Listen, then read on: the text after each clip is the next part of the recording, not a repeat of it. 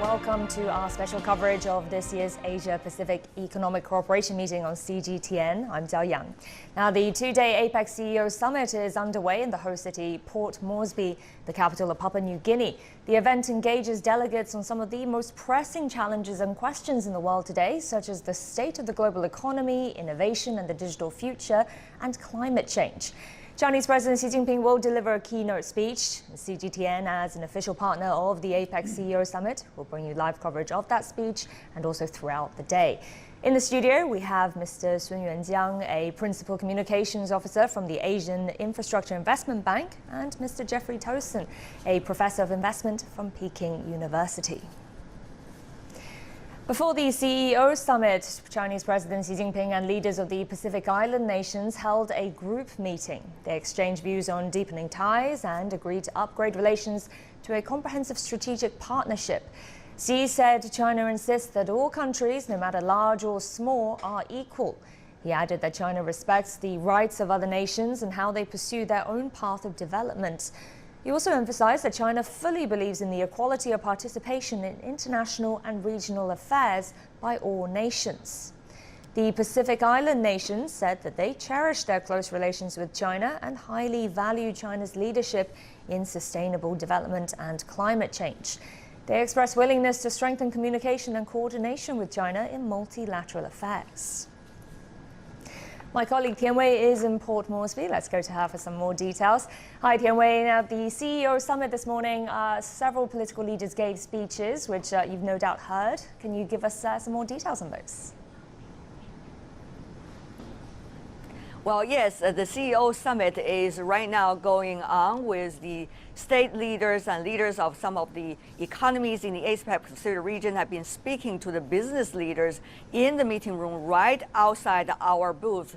In fact, on the morning, there have been several prime ministers from different economies talking, for example, from Malaysia, from Australia, from Russia. Meanwhile, the chief executive of Hong Kong SAR, Carrie Lam, was also in the dialogue about innovation and the youth development. Among the messages given by the leaders from the APEC economies, one is very strong, that is the importance of trade. Even though they're coming from very different perspectives, but certainly trade is the key message. For example, the Australian Prime Minister in his speech had been talking about the significance of trade and the importance of advocating trade, not only over the meeting rooms table, but also over the dinner table to tell the people from the common streets how important trade is. Meanwhile, the Russian Prime Minister, Mr. Medvedev, had been advocating in his speech about the importance of trade, but also the importance of connectivity and infrastructure. And he talked about the importance of WTO as well, and saying we should not throw away WTO because that's where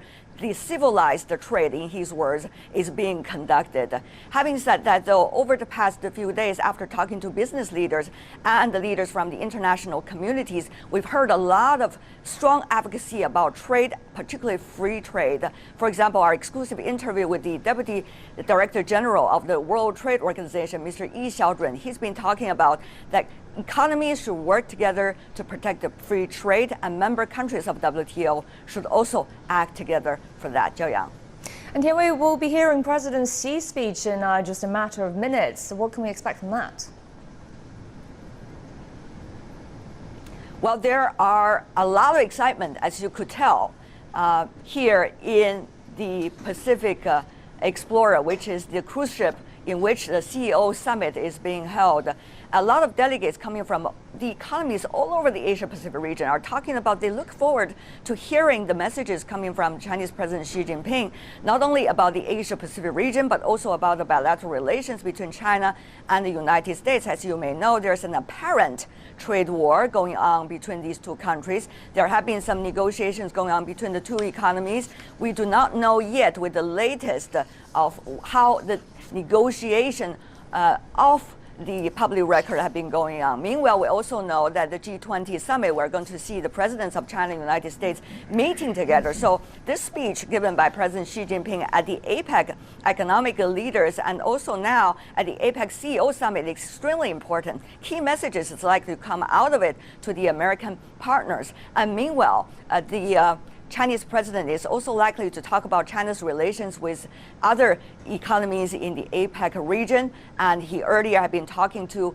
the presidents and prime ministers coming from the Pacific Island countries. Obviously, that is one of those important messages as well. Last but not least, the state of the Chinese economy, which is the attention of the world because it has been a growth engine of the global economy, certainly is likely come into some paragraphs of the Chinese president's speech. Having said that, though, after the Chinese president giving the speech, he, together with other leaders of the APEC economies, are going to meet the representatives of APEC, otherwise known as APEC Business Council representatives. These are business leaders coming from the APEC economies. They're also likely to express one key message, and that is about free trade to the leaders of all the economies in the APEC region. Back to you, Jiao Yang. All right, thank you, Tianwei, for that preview, and we'll be speaking to you again later in the program. Xi Jinping also spoke to some locals in the capital city and delegates from the 21 economies of APEC, and most eagerly await Xi's speech. And here are some of the thoughts that they shared. His visit is very important for Papua New Guinea. I think it's a sign of a relationship that's maturing, and that maturity is very important for the development of the region as a whole. China has always played an important role in APEC, and this year is no exception. So there's a number of China-led initiatives that we're moving forward. We look forward to his speech at the CEO Summit. There'll be a lot of interest in that. We can foster some greater cooperation between the research institutions in China, which we have already started, such as the work, the collaborative research in sweet potato and mushroom. President Xi spoke at previous APEC meetings as well. Let's take a look back at some of his key messages over the years.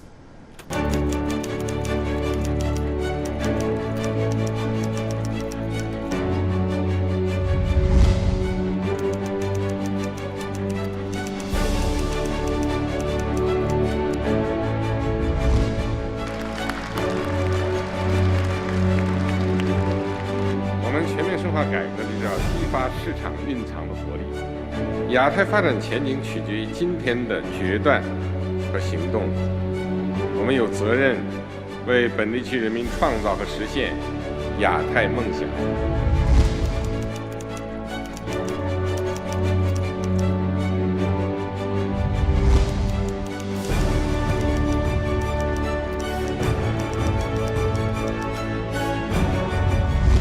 促进 经济一体化，建设开放型经济。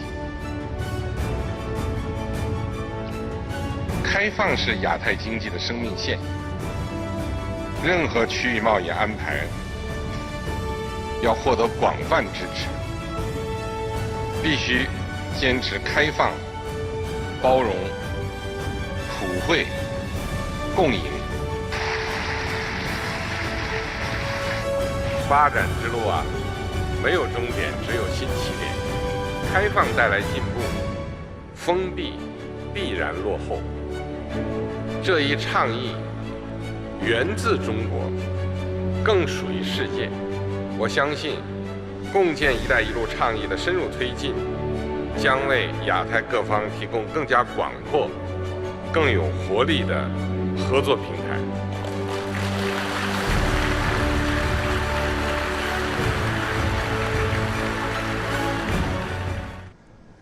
Well, let me bring in our studio guests now, Mr. Sun Yanjiang, Principal Communications Officer from the Asian Infrastructure Investment Bank, and Mr. Jeffrey Towson, Professor of Investment from Peking University.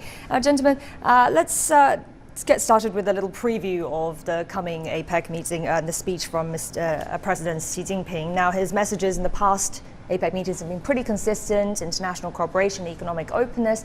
What are your expectations for this year then, Jeffrey? If we can start with you. I mean, if you look at what he said last year, I mean, he had a couple points, 4 to 5 points, as you mentioned, economic cooperation, regional integration. But the one I thought was interesting was his first point, which was the most powerful lever for development is innovation, which is a very developing economy approach. That's not something you hear from, say, the US president. I think that's probably what I'm hoping we're going to see in this speech, because digital economy is a big theme of this speech, which is kind of taking that to the next level. that if you really want this region to flourish, especially the smaller countries, the developing economy, digitization, innovation, that's the biggest lever. And I think China speaks to that much better than almost any other country because it's done so well. Yeah, leaps and bounds in So that that's area. kind of what I'm looking for, is like how much is digital moving to the forefront as opposed to trade and investment, which has been more common for the last several years. Your thoughts, Mr. Sun? Well, I see over a year that the world economy has experienced more profound changes. Globalization is facing powerful headwinds. So the trade tensions between China and the US has not only brought impact on the economy of both countries, but has also brought a lot of uncertainties in the region. So against this backdrop, I think that APEC, this year's APEC leaders meeting is going to address a lot of issues, and one particular important agenda is the free trade. So I believe President Xi will certainly address those kind of issues. And if you look at all his recent speeches, one message is very clear and very consistent, is that China supports a global rule-based multilateral trading system and free trade. But Jeffrey, do you think it's possible that we could see a united front, though, on the trade matter? I mean, yes, you'd like to see innovation kind of come to the lead a little bit more, but trade undoubtedly is a huge issue still. Right. I mean, underneath the whole idea of regional trade is the situation with the US and China, right? I mean, these are the two pillars of Asia Pacific, or these are two economies. And there is a bit of a negotiation going on where the countries, maybe the relationship has shifted a little bit. It's not quite clear. You hear, from the Chinese side, multilateral is a big approach, and the U.S. is maybe a little bit more bilateral than it has in the past. Donald Trump talks about this a lot. Bilateral deals is what I think he likes to do personally. He's kind of a deal guy at heart. So within the region, it's this. I think there's going to be a certain level of discussion that's about the U.S.-China situation. And if that turns into a win-win, which is something President Xi has talked about, win-win cooperation and all of this, I think that will ripple out to the whole economy and the whole region. But if this sort of uncertainty persists, yeah, that could probably ripple out as well. So there's sort of two stories going on at the same time here, and it'll be interesting to see how much people talk to one versus the other. China has been giving a lot of support to APEC members and primarily the Pacific Island countries. I mean, for trade the assistance from China in these countries have really tripled since 2016 onwards. And interestingly, the US's investment in this area is kind of steadily falling in the same period. Now, China has committed to give the host, Papua New Guinea, $4 billion. And the majority of this is being spent on a national road project, agriculture, industrial parks, a hydropower project, and also a hospital. What do you make of these efforts that China is putting into this region, Mr. Sun? Well, in the course of China's development, especially when China adopts the policy of reform and open up to the outside world, as China really benefits a lot from other countries, including those multilateral development banks like World Bank and Asian Development Banks. So that has helped a lot, in the forms of foreign official development aid and also loans.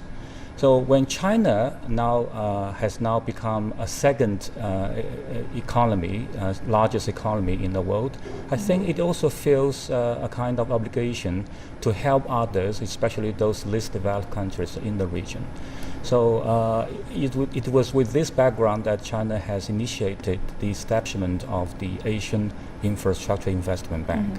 Now currently AIB has 87 members, including the majority members of APEC. And the AIB has already approved a lot of projects in these regions. I think that this is certainly kind of things that China would like to see in the region. And what is it that China may stand to gain from all this pouring in of investment into the region then as well? I think that by helping these economies in the region, China would also, help itself because, like this is an integrated world. Infrastructure really helps people, to connect regions. So with this kind of infrastructure projects, I think that China is making contributions to the regional cooperation and integration. And it would benefit itself in the meantime. And Jeffrey, what do you think of China's development, China's role in the development of APEC in general? You know, the U.S. approach, I'm an American, the U.S. approach has often been about deals, you know, trade deals, investment deals. What I like is that China comes at it more with that plus, look, roads and bridges and ports. Mm-hmm. You can do all the deals you want. If the goods can't move from one location to another, nothing happens. So I like the sort of combination that China is pouring a lot of concrete. And, you know, suddenly if you sell something in Papua New Guinea, it can get to Indonesia, which is, you know, the paper doesn't help you. So I kind of like the fact that China comes at it with much more of a developing economy stance. That, look, you've got to build the infrastructure, the warehouses, the roads, the ports, and then you've got to get broadband and get people digitized. There's more nuts and bolts to this than everyone meet, sign some deals, and then go home. So I kind of like that approach, and it's really going out throughout the region, more than probably anywhere else. So I think that's pretty interesting to watch. All right, well, thank you, gentlemen. We'll come back to you very shortly. There's a lot to look forward to with this APEC meeting. First, let's take a closer look at what APEC is and why does it matter. Established in 1989, the Asia-Pacific Economic Cooperation aims to promote free trade and economic cooperation in the Asia-Pacific region. APEC has 21 member economies: Australia, Brunei, Canada, Chile, China, China's Hong Kong, Chinese Taipei, Indonesia, Japan, Malaysia, Mexico, New Zealand, Papua New Guinea, Peru, the Philippines, Russia, Singapore, Republic of Korea, Thailand, the United States, and Vietnam. APEC has 3 official observers: the Association of Southeast Asian Nations Secretariat, the Pacific Economic Cooperation Council, and the Pacific Islands Forum Secretariat. APEC economies are home to an estimated 2.9 billion people, accounting for 39% of the global population in 2016. Every year, one of the 21 member economies hosts APEC meetings and serves as a chair. This year's APEC meetings will be held in Papua New Guinea from November 12th to 18th, with the theme of harnessing inclusive opportunities, embracing the digital future. It's the first time for Papua New Guinea to host APEC since becoming a member a quarter century ago. Growth has soared in the region since the first APEC meeting, with real GDP increasing from $19 trillion in 1989 to $45 trillion in 2016, accounting for 60% of the global GDP. The region also accounted for 47% of global trade in goods and services, with a value of $20 trillion in 2016. In 2019, APEC's GDP is forecast to expand 3.7%. APEC has grown to become an engine of growth and a pioneer in reducing trade barriers in the region. It smoothed out differences in regulations and brought the region closer together. The total trade volume of goods and services among APEC countries has increased more than 6.7 times since its establishment in 1989, and the number has surpassed $20 trillion. Trade by the rest of the world grew by less than 5.6 times in the same period. Now, average tariffs fell from 17% 3 decades ago to around 5% in recent years, and goods transaction across borders has become much easier. Now, Jeffrey, US Vice President Mike Pence is representing America at this year's APEC meetings. We're not seeing Donald Trump there. First of all, what kind of message do you think that's sending about trade and cooperation to the APEC economies? I don't think it's a significant. I mean, he's number 2. Donald Trump is number 1 in the White House. So it's you know, it wouldn't be unusual for them to trade off. So I don't think necessarily it's a message in itself. I think maybe the difference is a little bit is he's a politician. Donald Trump is fundamentally a businessman who has become a politician. Mike Pence is a career politician. Ironically, he got his start by beating a friend of mine 18 years ago in Indiana and taking his seat. Yeah, he's still kind of bitter about that, actually. You know, so this is more of a political approach, and now you have the midterms that have shifted power in the House. Exactly. So there's going to be a lot of sort of fighting going on, but that's kind of normal for the U.S. But underneath this, what matters, I think, most is, the U.S. economy is just rolling. I mean, it's just surging. So economically, the U.S. is doing quite well. So this interest in trade and investment is solid. I don't see any sort of division on the trade and investment discussion. It's more political fighting. So not much effect from the midterms, you think? I don't think a huge amount. I also don't think it's a major issue. Within the fights that are happening politically, trade and investment in Asia is just not one of the top 10 issues. Right. If the economy was having issues, then it might become an issue more that we need to do something here. But everyone seems to be rolling along pretty well. So, looking a bit more broadly, APEC is marking its 30th anniversary next year. So how has it brought the region together in terms of integration in the past decade, Mr. Sun? Yes, I think the establishment of APEC in the year 1989 is really kind of response to the increasing need of the regional cooperation and integration in terms of trade and investment liberalization. So over these decades, I think that APEC has done quite a lot. In the year 1994, they have set up a BOGO goal, which calls for trade and investment facilitation liberalization in two timetables, one for the industrial member economies by the year 2010 and the one for the developing economies by the year 2020. And now, we are now 2 years, remaining for the targets. And also, in view of the regional free trade agreements arrangements, I think that APEC is also trying to consolidate all those efforts. So in the year 2014, at the Beijing's APEC Summit, APEC has adopted a roadmap, tried to see how much APEC can contribute to these free trade area in Asia Pacific regions.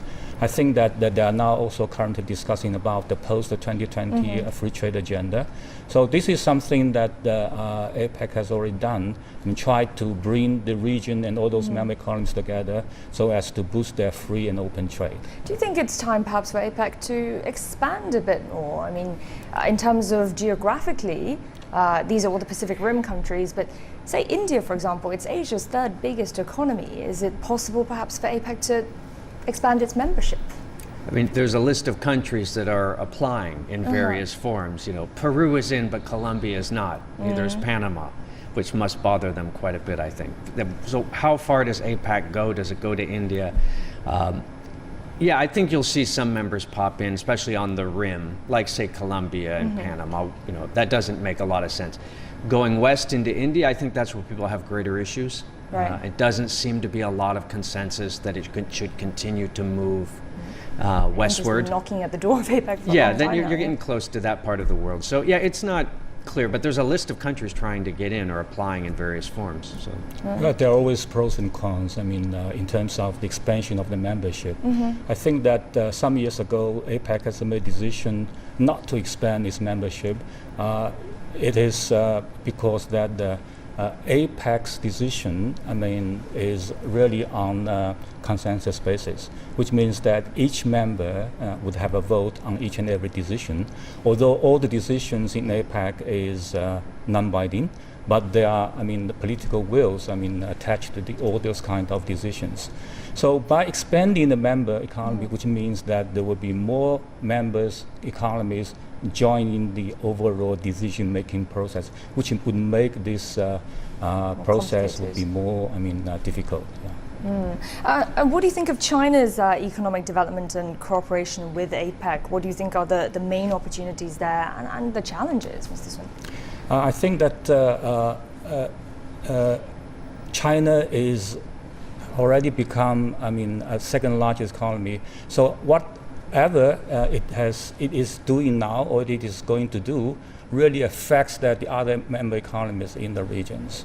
So it certainly want to, make a contribution to the overall process of the APEC. Because APEC's goal is also to try to achieve a free and open trade investment, and that also, consistent with China's goal, to open to the outside world. So China has now trying to deepen its reform and also try to open up, more widely, to have more market access in its domestic market. So it also wish to push the free and open trade agenda in APEC. That's why China, make a big push when it hosts the APEC this meeting in the year 2014.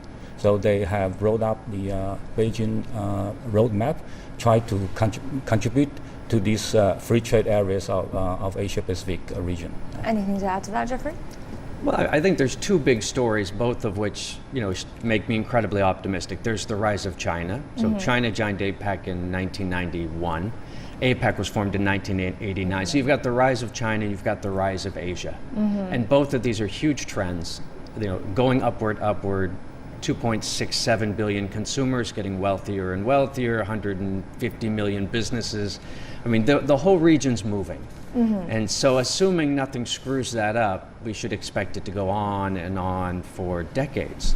So this is the place to be. We're all sitting in the right part of the world right now, and the world should be better in 10 to 15 years, assuming some hiccups along the way, probably. But you don't see that sort of trend in too many other places in the world. And it's a pretty consistent message from China, isn't it? Regional integration. It's not just APEC. There's also ASEAN that China is very heavily involved in.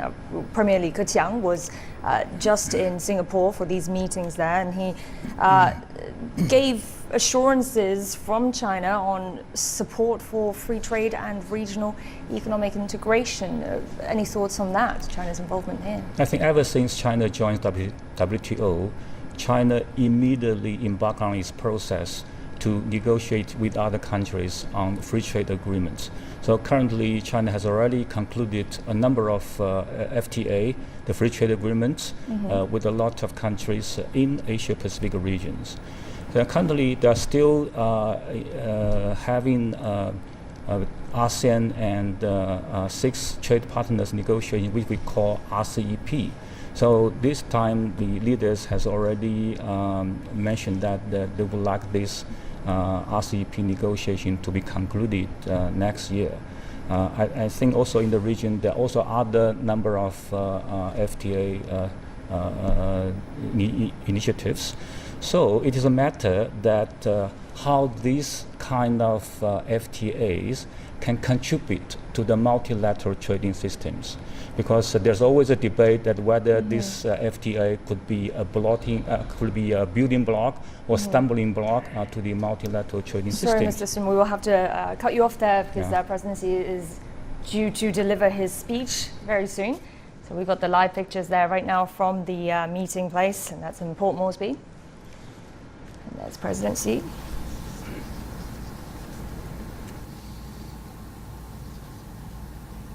尊敬的奥尼尔总理，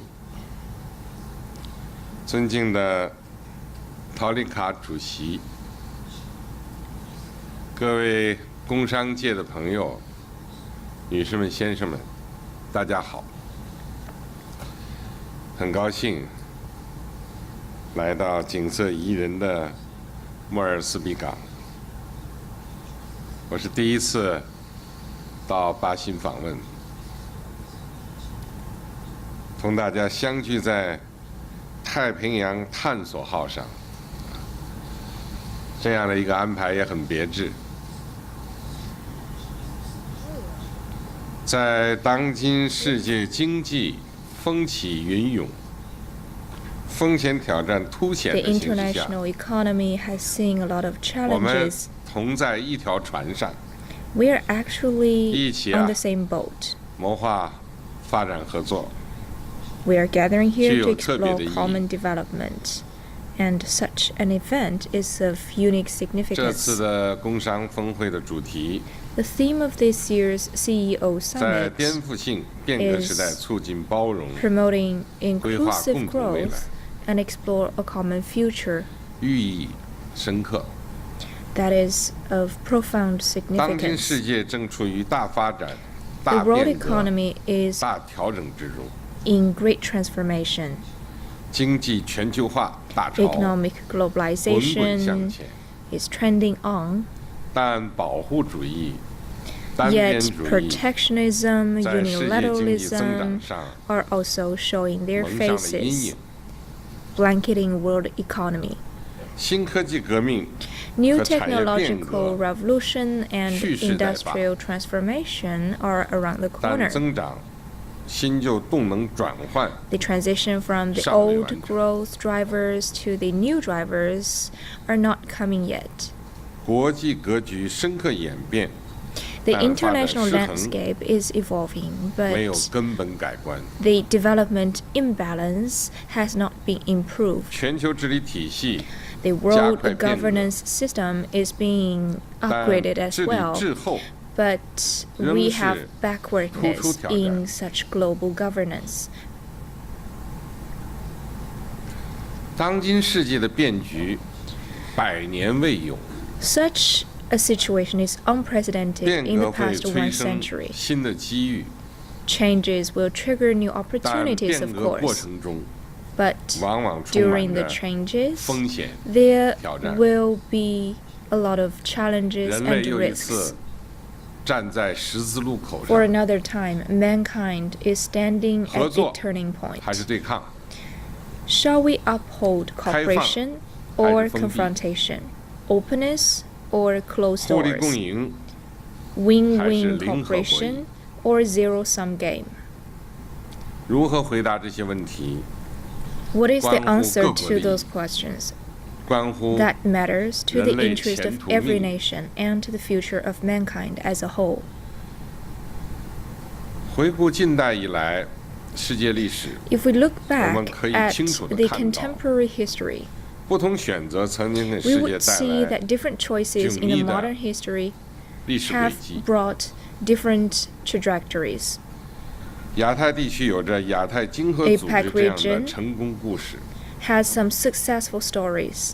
亚太经合组织的诞生和发展，顺应了 The 开放 APEC 融合的历史潮流。 Was born in line 顺应了 with 亚太 the 地区谋求 open 发展 and 的 inclusive 强烈 historical 愿 trend and also the 顺 aspiration 应了 of 各国 common 人民携手 development 应对 in 挑 nations 战 in 的 APEC 共 region. 同需要 And。also that is the common need of people to respond to common 亚太的 challenges. 开放合作 Openness 不仅 and 激荡着太平 cooperation 洋， in the Asia Pacific 也活跃 region 了 is not only 世界 seen 经济的 across the 海洋。 Pacific, but also has sent some 如今 new 的亚太 dynamisms into the world 是 economy. 全球最具增长活 Now, 力 the Asia Pacific 和发 region 展潜 has 力的经济板 been 块， the most dynamic 也 economy. 是举世公认的世 And 界 also 经济增长的 It 一个 is 重要 a 引 key 擎。 economic engine, as has been agreed by all parties 然而， in the world. 不是所有的故事啊都是那么 However, 的美好， Not every story is such a rosy 人类 picture. 也有过惨痛的教训。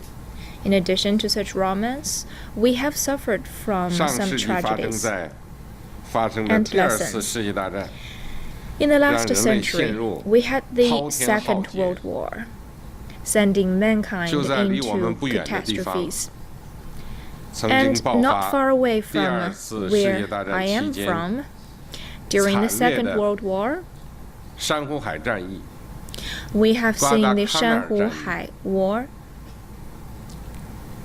今天这片海面已经波澜不惊， And now, of course, that 但我们不 waters 能忘 have 却历 become 史上 calm, 的 but we 风风 still 雨雨。 cannot forget those troubling days in history. 明镜所以照行，古事所以知今。 If we look at the mirrors frequently, 回顾历史 we would clearly know what is the way 是要 we are 以史 heading 为鉴， towards. 不让历史 So, 悲剧 just like the 重演。 history, we must keep reviewing at the history 面 so 对 as 历史 to 大潮， avoid any 如 repeated 何才能为 mistake. 世界经济发展 With 把握 this 正确方向？ international trend, we must grasp the right 如何 direction 才 for 能为 world 国际社 economy? 会找到有 How 效治 can 理 we 思路？ locate the optimal governance 这里， philosophies for the 我 international 愿提出 community? 以下主张 Here, I have the following proposals. 第一， First, 坚持开放导向，拓展发展空间。 open-orientedness in order to extend the scope of 经济全球 development. 化是人类社会发展 Economic 必经之路。 globalization is a must-taken 多 road 边 for 贸易体制为 mankind. 各国发 The 展带来 multilateral 共同机 trade 遇。 mechanism has brought 在 opportunities 各 to 国相 all 互依存、 nations. 日益紧密 While 的 we 今天， are more dependent upon 全 each 球 other, 供 today 应链、 the 产业 global 链、 value 价值 chain, 链 industry 紧密联系。 chain, supply chain 各 are 国都是全 interconnected. 球合作 Every 链条 nation 中 has 的 become 一环， a key integral part of 日 those 益形 chains. 成利益共同体。 So we have 命运 共 already 同 formed 体。 such community of common interests and common destiny. 这是经济规律使然，不以 The 人的意志 economic 为 patterns 转移。 are the factors behind such a status quo, and 我们 it 应 is 该把 not 握 going to be 时代大 changed 势， by our own wills. 客观认识 We must 世界 follow 发展 this 变化， trend and have 以负 objective 责任和 understanding 规 of 矩 the 的方 world 式 changes 应 so 对 as to 新 take 情 our 况、 responsibility 新 to 挑战。 respond to any new situations or new challenges. 如果人为设置壁垒， If we set up barriers 切断各国经济上的密切 And 联系， cut the close connection 不仅 between 违背 different 经济规 nations, 律， that is 和历史 contrary 潮 to the 流， economic rules and historical 也不符 trend, 合各国人 and it is 民 inconsistent 普遍 with 愿望。 people's common aspiration. 既是短视的， It is a 也 short-sighted 是不 choice, 会成功的。 and it's gonna lead nowhere. 一个时代有一个时代的问题， Every era has its unique problems. 问题本身并 The 不可怕， problems themselves are not 关 monsters. 键是采取正确的 The 办法 key is to 来解 take 决问 proper 题。 measures to get rid of those problems. 走保护主义 If we follow the 单边主义 path 的老路， of unilateralism 不 and 仅解决不了问 protectionism, 题，还会 we 加剧 cannot solve those 世界经 problems. 济的 Instead, we are going 不 to 确定性。 exacerbate those uncertainties in the world economy. 历史已经证明， History has 只有 proved 坚持 that 开放合 only 作， when we are 才能 committed 获得 to openness 更多发展机 and 遇， cooperation can we 更大 bring 发 about 展 more 空间。 opportunities and greater room of 自我封 development. 闭只会失去世界， One who chooses to 最终 close his door 也 will 会 only 失 cut 去自己。 himself off from the rest of the world and lose his direction. 亚太经合组织 APEC 是 is 建 a 设开放型 pioneer 世界 in 经济的 building 先 an 驱。 open global economy. 贸务目标将于 As 2020 the 年到 Bogo 期， goals are set for 2020, 我们应该着眼 we should set our sights 2020 on 年后 post-2020 合作愿景， cooperation 坚持推 and 进 endeavor 亚太自由 to 贸易区 build 建 a 设。 free trade area of the Asia Pacific. 我们应该旗帜鲜明反 We 对 should 保护 say 主义、 no to 单边主义， protectionism and 维 unilateralism. 护以世界贸易组 Uphold 织为核心 the 的 WTO-centered 多边贸易体制， multilateral trading system, 引导经济全 make 球化 economic 朝着更加 globalization 开放、 more 包 open, 容、普惠、 inclusive, 平衡、 balanced, 共赢的方 and 向发展， beneficial to all, 在开放中 and 扩大共 expand 同利益， convergent 在 interests 合作中实现 and 机 shared 遇共享。 opportunities through opening up and cooperation. 我要讲的第二点，坚持 Second, 发展导 we 向 should，pursue 促 development 进人民福祉。 to deliver more benefits to our peoples. 当今世界的主要问题是发展不 Unbalanced 平 and 衡、 inadequate 不充分的问 development 题。 is a primary issue facing today's world. 我们应该把人民福祉放 More 在 than 首位。 anything else, we should strive to deliver better 世界上 lives 所有国 to 家 our 都享有 people. 平等的发 Every 展权 country 利。 is entitled to 任 an 何人都 equal 无 right 权也 to 不能阻 development, 挡 and no 发 one 展 has 中 the 国家 right 人民对 or the power 美好 to 生活 stop 的追求。 people in developing countries from pursuing a better life. 我们应该致力于加强 We 发 should 展合 strengthen 作， development cooperation 帮助 and help 发展中国家 developing 摆脱贫 countries 困， eliminate poverty 让所有国家的 so 人 that 民 people 都过上 in 好 all 日子。 countries will live better 这才是 lives. 最大的 And this 公 is 平， what fairness is 也是国际 essentially 社会 about. 的道 It 义 is 责 also 任。 a moral responsibility of the international community.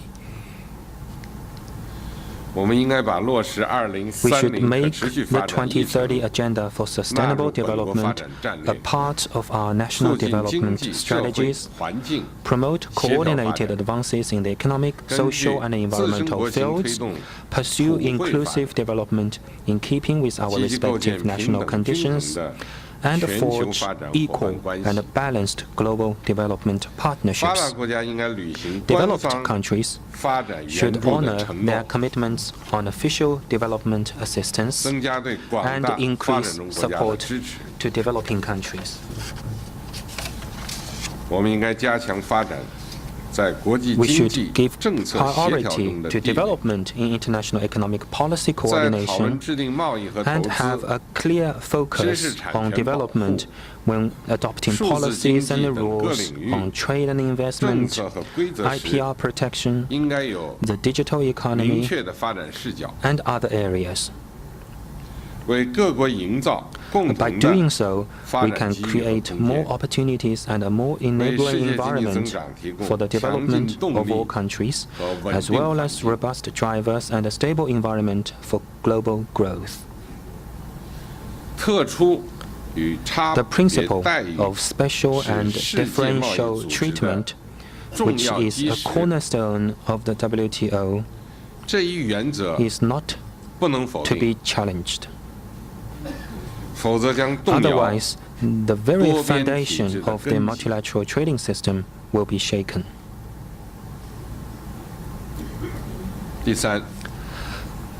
Third, we should take an inclusive approach and promote interaction.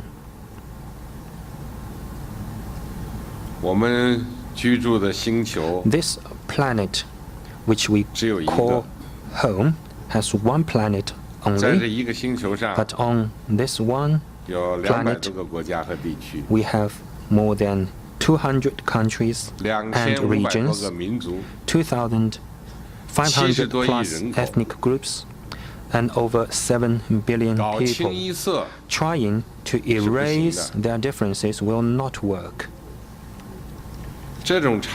Such differences are not a hindrance to exchanges, still less a cause for confrontation.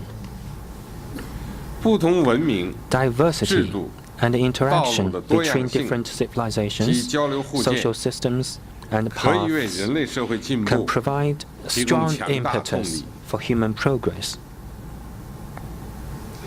We should reject arrogance and prejudice, be respectful of and inclusive toward others, and embrace the diversity of our world.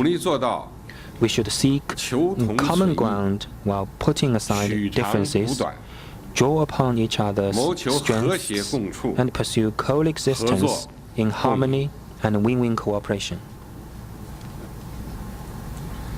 When it comes to choosing a development path for a country, no one is in a better position to make the decision than the people of that country.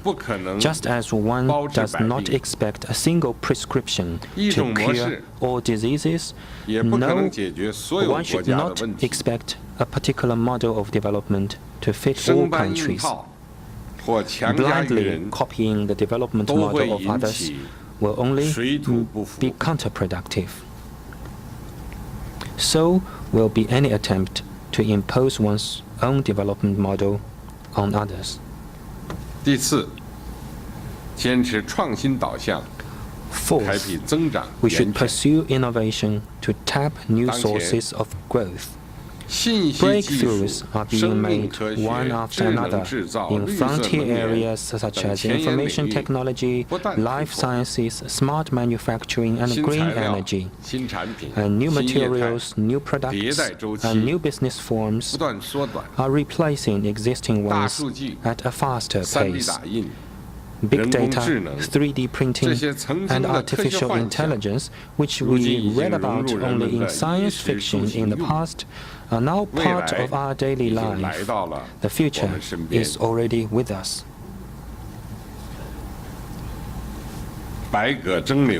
In a boat race, those who row the hardest will win. If we do not move proactively to adapt to the surging tide of new scientific revolution and industrial transformation, we risk missing valuable opportunities or even falling behind the times. What we should do is to lose no time in making every effort to explore new growth drivers and development paths, and remove all institutional obstacles holding back innovation. We should boost innovation and market vitality and deepen international exchanges and cooperation on innovation, so as to better meet our respective and common challenges in development. The sweeping new scientific revolution and industrial transformation will have a profound impact on the mode of production, way of life, and the values of human society. The need to strike a balance between equity and efficiency, capital and labor, technology and employment has become a common challenge for the international community. If not handled properly, this issue will further widen the wealth gap between the North and the South. We should gain a keen understanding of the complex dimensions of this issue and make the right decision. This will enable us to steer the new scientific revolution and industrial transformation in the right direction. Scientific and technological innovations should meet people's needs. Every country is entitled to benefit from such innovations made through both their own efforts and international cooperation. Scientific and technological innovations should not be locked up or become profit-making tools for just a few. The IPR regime is designed to protect and encourage innovation, not to create or widen the scientific and technological divide.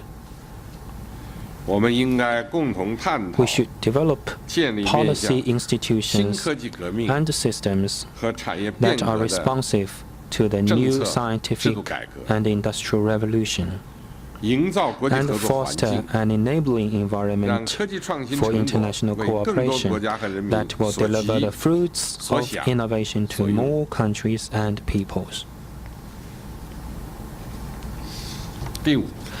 Fifth, we should take a rules-based approach to improve global governance.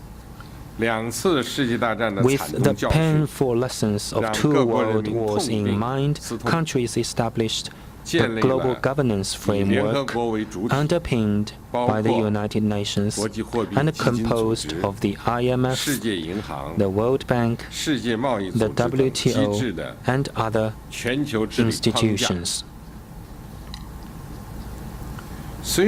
This framework, while not an ideal one, represents an important step in human history.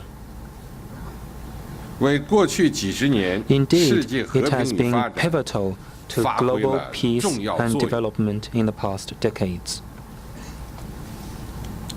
We must strengthen rules-based global governance if we are to achieve stability and development.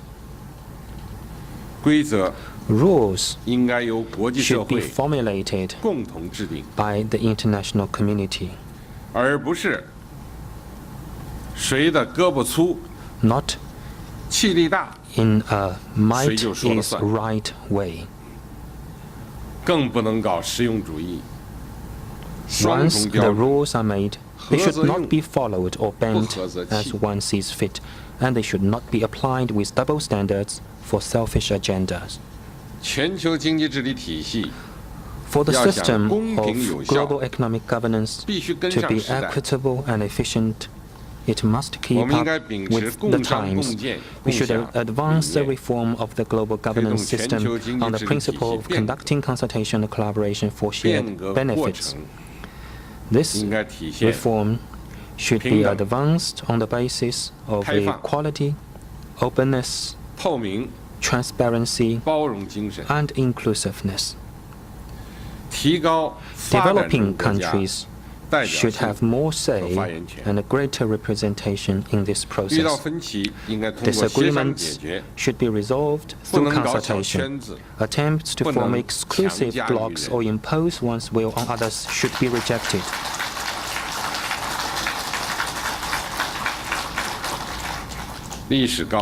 History has shown that confrontation, whether in the form of a Cold War, a hot war, or a trade war, will produce no winners.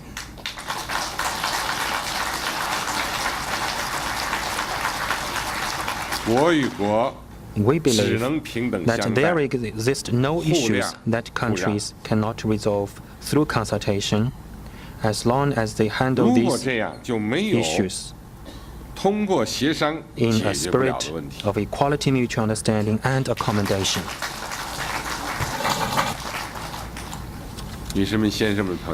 Ladies and gentlemen, friends,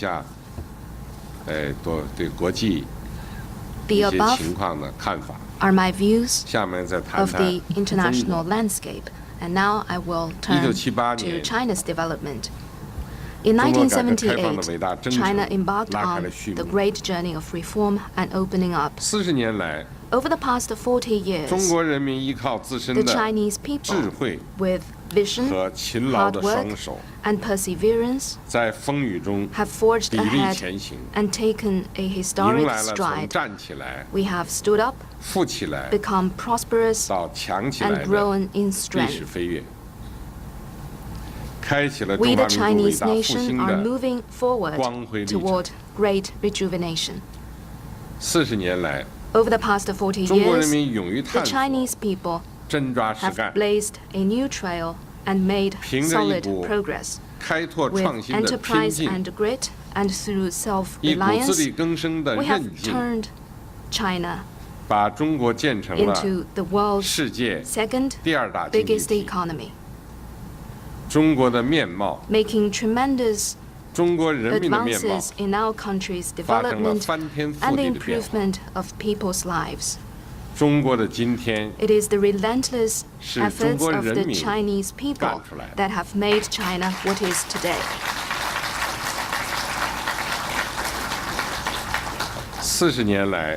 Over the past 40 years, the Chinese people have embraced the world with open arms. China has pursued its development through opening up. As a result, China's import and export of goods have grown by 190 times, and those of services by over 148 times. China has attracted nearly $2 trillion in foreign investment. It has become the world's biggest trader of goods, the biggest tourism market, and a major trading partner with over 130 countries. Over the past 40 years, the Chinese people have pursued development with a single focus and made lives better for ourselves, guided by a people-centered development philosophy. Between 1978 and 2017, China raised its per capita disposable income by 22.8 times, lifted 740 million people out of poverty, and doubled the number of jobs 城乡免 created. 费义务教 We 育 have achieved 全面 free 实现， compulsory primary and middle school education 世界人 nationwide, 口覆盖人口 and 最多的 established 社会保 the 障体 world's 系。 biggest social 基本建 safety 立。 network. 中国人民的获得感、 Thanks to 幸 these 福感、 accomplishments, 安全 our 感 people 显著 now 提 feel 高。 secure and have a greater sense of fulfillment and contentment.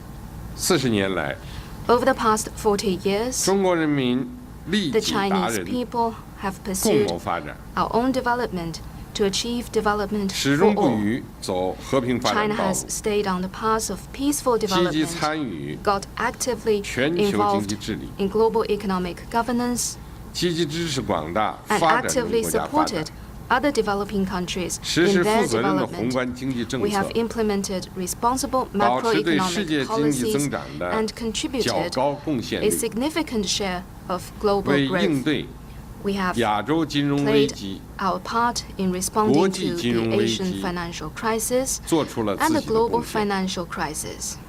为推动构建 By 人 so 类命运 doing, 共同体 China has 贡 contributed 献了智 its 慧 vision and 和力量。 input to building a community with a shared 5年 future 前 for mankind. 5 years 我提出 ago, 了共建“一 I 带一路” 的 announced the 倡议， Belt and Road Initiative, 目的就是促进 which aims to 各国各地 enhance 区互联互 connectivity 通， among countries 形 and 成 regions, 联动 promote 发展格局， interconnected 为世 development, 界经济 and create 拓展新 new 的 space 增长 for 空间。 global growth. 5年来，共 This 建“一带 initiative 一路” has 倡 won 议广受欢 wide 迎。 international endorsement in the 中 past 国已 5经 years. 同140 China 多个 has 国家和 signed 国际组 BRI 织 cooperation 签 documents 署共建“ with 一带 over 一路”合作协议， 140 countries and 一大 international 批重大合作 organizations, 项目 and a large number 已经 of 落地 cooperation 生根。 projects have been launched under this initiative. 我要强调的是， Let me make this clear. 共建“一带 The 一路” BRI 是开放 is 的 an open 合作平台， platform for cooperation. 秉持的是共 It 商 is 共建 guided、共 by the 享 principle 的 of 基 consultation 本原 and 则， collaboration for shared benefits. 没有 It is 地缘政 not 治目的， designed to serve any hidden 不针对谁， geopolitical agenda.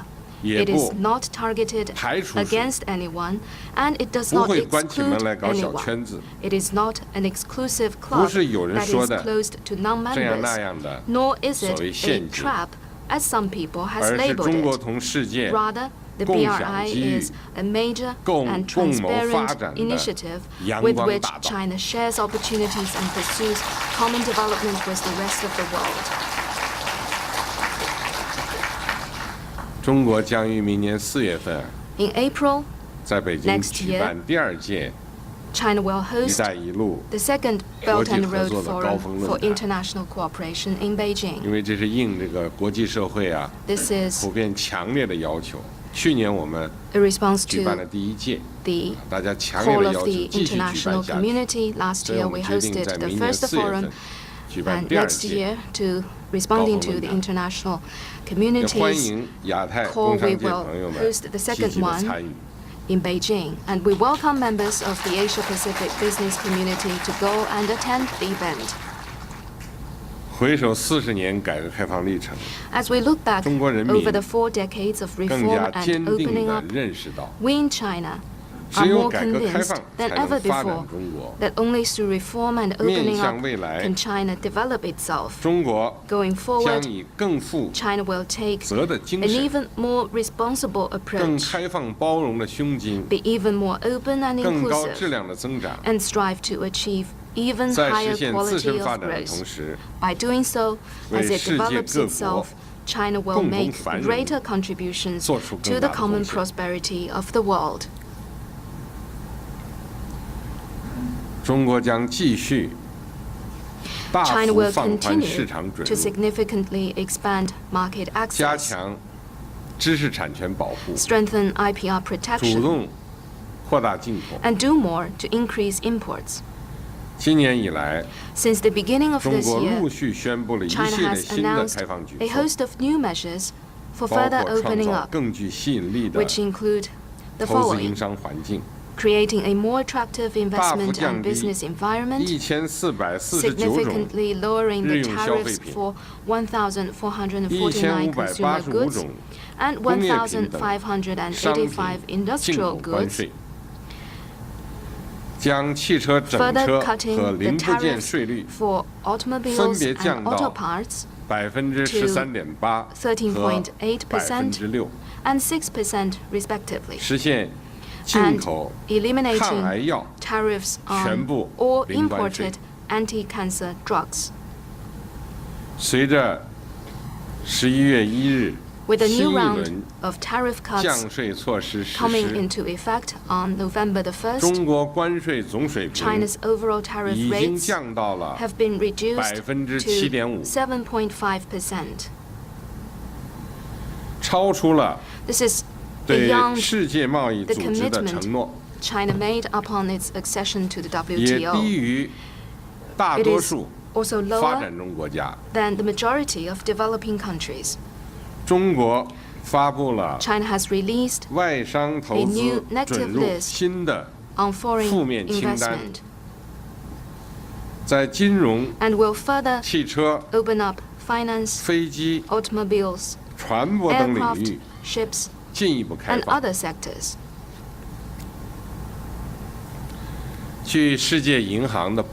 According to a recent World Bank report, China has moved up over 30 places in the ease of doing business ranking over the past year, and is among the economies with the most significant improvement.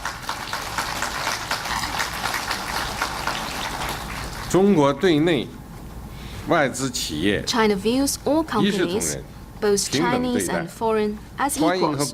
China welcomes and encourages fair competition among them and will fully protect their legitimate rights and interests. A week ago, the first China International Import Expo was successfully held in Shanghai. It was attended by 172 countries, regions, and international organizations, over 3,600 companies, and more than 400,000 Chinese and foreign buyers. Deals worth $57.8 billion were sealed. The Hongqiao International Economic and Trade Forum, held as part of the expo, attracted 4,500 leading personalities from various sectors around the world. With such actual steps, China has demonstrated its commitment to trade liberalization and opening up of its market. I wish to welcome you all to the second CIIE to be held next year. This expo, it has been launched and it will be held year after year. I am confident that the large market of China, with a population of close to 1.4 billion, will be a source of dynamic growth for the global economy.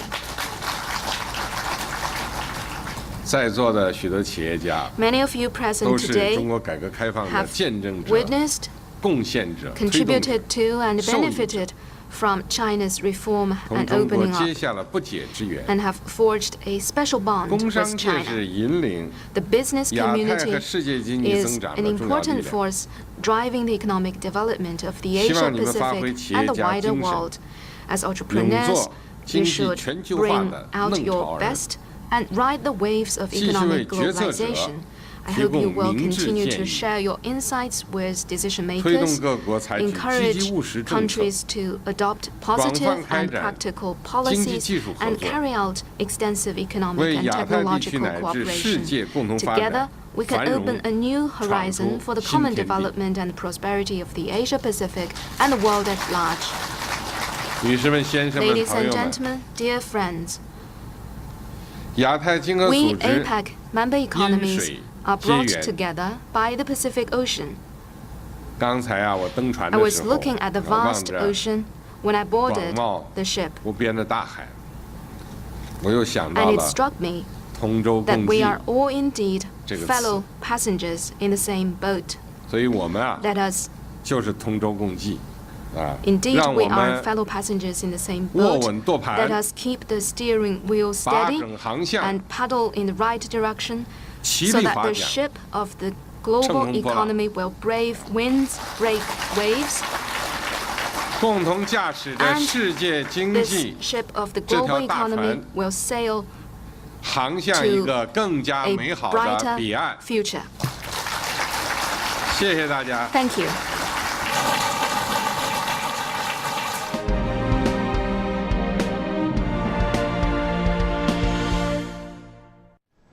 That was Chinese President Xi Jinping's speech at the APEC CEO Summit in Papua New Guinea. Now, to break down the speech for us, we'll go to my colleague Tian Wei, who's in Port Moresby. Tian Wei. Hello, Zhao Yang. The Chinese President Xi Jinping at the APEC CEO Summit just gave a very important speech to the representatives of the APEC CEO Summit. They are international business people. They are leaders of international organizations, as well as leaders from the 21 APEC economies. He's been talking about a general view of we are on the same boat. That's the message he's been repeating in his speech over and over again, suggesting the economies of Asia Pacific region and economies around the world are sharing the same faith, the same benefits, and the same lines of cooperation. And he has been talking about several areas. One, of course, is China's attitude toward free trade and also how the international trade system should be run. And secondly, he's been talking about development, diversity, embracing the inclusiveness of the world, including not to be arrogant, not to be having prejudice, but rather respect the different cultures and different ways of doing things. And meanwhile, he's been illustrating the importance of China's reform and opening up and the chance it presents to the rest of the world, while at the same time suggesting China's contribution to the global economy. One of the most important things, of course, is about how China is looking at free trade. The Chinese president illustrates it very closely. There are several principles. One is opening against closing the door, cooperation against confrontation. He's also talking about the long-term vision against short-sightedness. Of course, on the global trade issue, he emphasized the importance of WTO and also rule-based, responsible trade practices. Meanwhile, when talking about China's reform and opening up, the Chinese president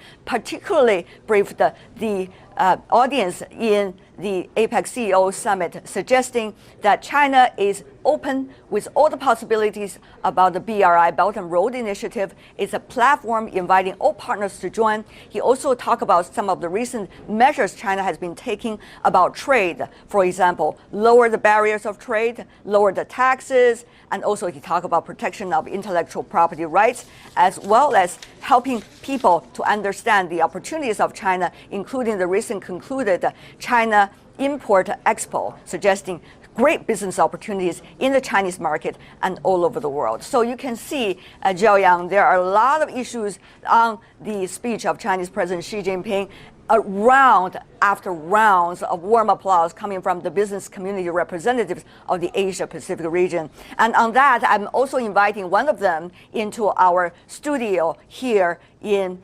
PNG. Xiaoyang Shen. He is a Chinese, but he is now a managing director of a company called Barrick Gold. It's actually a joint venture between China, Canada, and also PNG as well. Mr. Shen, welcome to our program. I want you to comment a little bit about the inclusiveness and also the free trade that the Chinese president has been talking in his speech. For business leaders like you, particularly doing business all over the world, what does it mean? I think that my company is a perfect example. China opens up, not only bringing investors into China, we as a Chinese company, we are also going out. So now here we are, we come out to PNG. And we are not alone. Our company, as you just mentioned, is a perfect example of multilateral cooperation. We have 3 partners, 2 major mining companies, one from China, the other one from Canada. And we also have a local partner in Papua New Guinea. In Papua New Guinea, Nga province, consisting of provincial government and landowners. So that's also shared interest, as we say, and shared benefits. It's a crystallization of that practice. But I would assume, when you are going out to different parts of the world, the Belt and Road Initiative is always one of the platforms people have been talking about. How is the local people looking at those opportunities, particularly from the Pacific Island countries? You may know Chinese President Xi Jinping just met with leaders of these countries. As you are aware, this country is rich in varieties of natural resources, but they simply cannot do them alone. So they are expecting countries like China to come over to bring with capital, right, to bring with technology and our management expertise. So during this kind of cooperation, each side really benefit. So that is, I think that is something that is happening in this country. So their policy pretty much is also in alignment with China's. So China is going out, as you just mentioned, that PNG being part of the part of the Belt and Road Initiative. So we see PNG as having significant potential. I see. Yeah. Having said that, though, let me also move on about the inclusiveness. The Chinese President Xi Jinping talked about people should get rid of arrogance and prejudice in a globalized world. And also people should respect the diversity. Of course, we understand this country, for example, is very different from the Chinese culture, also different from the so-called typical Western culture. So when doing businesses, when going out and interacting, cooperating, how to set the rules? Is that going to be an inclusive process? Will players from different parties going to be represented? When practices are going on, business spreading around, will different cultures be respected? Will the interests of local people be respected? That's a question a lot of people ask these days about this economy when cooperating with China. Mr. Shah. You're absolutely right. Each country or each ethnic group will have the customs and their culture. But the key is not to focus on differences. We need to look for common destiny. And the key to start with is to have mutual respect. Respect their custom, respect their differences. So through